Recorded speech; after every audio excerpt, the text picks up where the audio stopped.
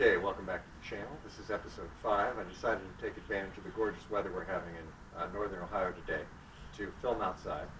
I'm going to be talking today about your stance. There are a lot of stances you can take. When I was studying Olympic style fencing, and particularly foil, I was taught kind of a classic foil stance, okay, with the hand back foot turned out, at best 45 degrees forward.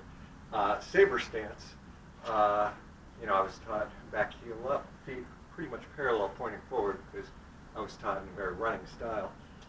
And of course, different martial arts stances, cat stances, etc. The stance that I generally adopt is really the same stance that I'm comfortable with if I'm doing unarmed fighting, and that is front foot pointed straight at my opponent, maybe slightly in, essentially following the line of my leg.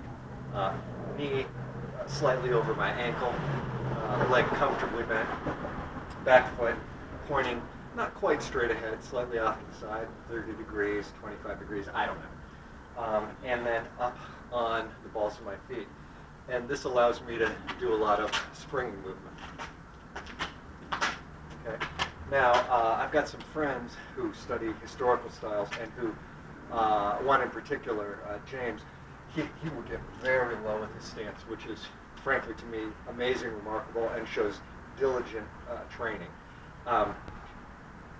I'm not comfortable with that.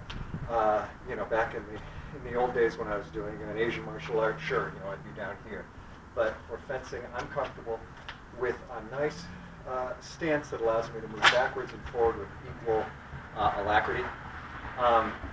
And it's comfortable for me both on my knees and my thighs. To me, the most important thing about your stance is just making sure that you can move while keeping your center of gravity under control, whether it's forward, backward, to the side. So, try the different stances that you might be comfortable with. Mine, classic stances, what have you. Obviously, reversing stances is very important. You need to practice that as well. But again, the important thing is whether you're moving forward, backwards, laterally, that you're able to keep your center of gravity under control at all times.